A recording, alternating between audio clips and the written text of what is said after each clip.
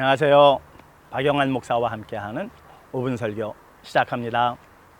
불편한 진실이라는 말을 아시죠? 네. 그 반대의 말은 거짓된 편안함, 거짓이 편안하다라는 뜻이기도 할 겁니다. 왜 거짓이 편안할까요? 왜 진실이 불편할까요? 그것은 우리가 진실이 아닌 것을 진실이라고 먼저 그렇게 설정해 놨기 때문이 아닐까요? 바로 그 고정관념 때문에 내가 설정해 놓은 대로 되어지면은 내가 편한 것이고, 그대로 이루어지지 않고 그 방향대로 가지 않으면 불편하기 때문입니다.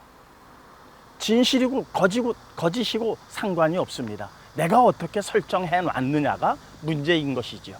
세상은 점점 거짓된 편안함에 안주하려고 합니다. 우리의 믿음 생활에도 불편한 진실이 있는 것 같습니다. 거짓된 편안함이 있는 것 같습니다.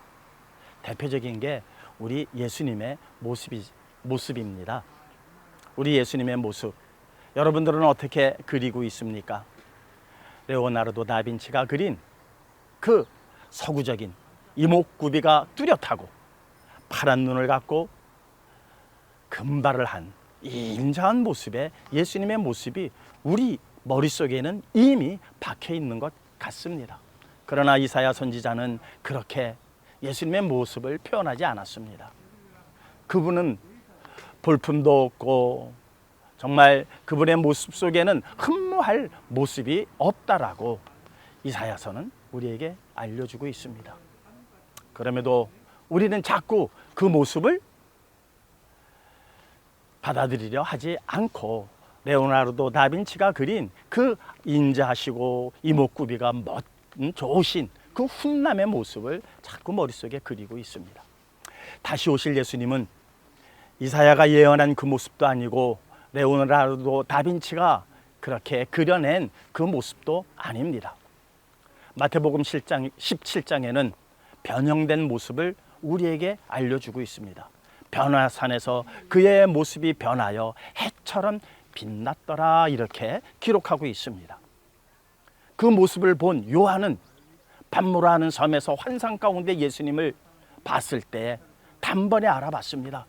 아, 변화산에서 봤던 그 예수님을 그는 보고 바로 쓰기 시작했습니다. 그런데 그가 기록하고 그가 우리에게 준 정보는 또 새삼 다른 정보입니다.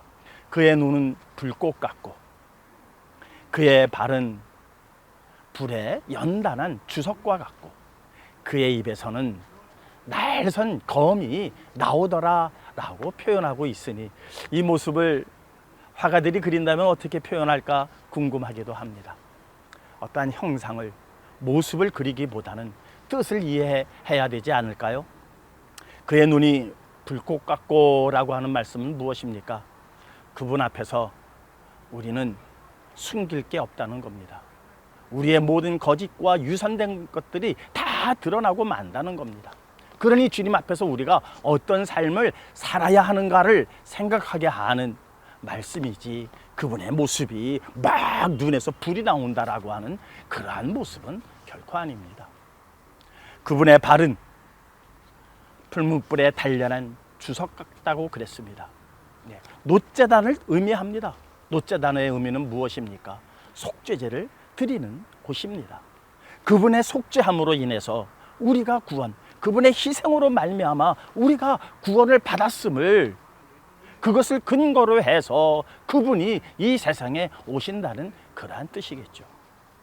좌우의 날선 검과 같다고 하신 말씀, 한쪽 날에는 심판의 말씀입니다. 한쪽 날에는 은혜와 축복의 말씀입니다.